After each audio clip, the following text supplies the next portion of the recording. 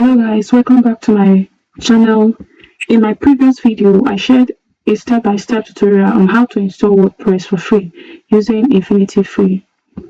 If you missed out, you can check it out on my channel, okay?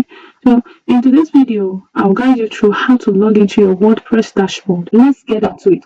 You can log into your WordPress dashboard without visiting Infinity Free site. Okay, so let me show you how. You type http://Emmanuel. If it's your own, you can input your name, whatever URL you have created, you input your URL. This X stands for security, meaning that your site is secured.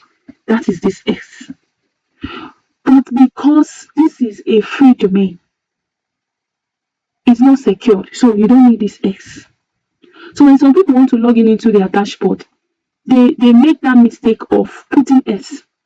And if this X is here, you cannot access your WordPress dashboard with a free domain except you remove this S, the dashboard. So you click here.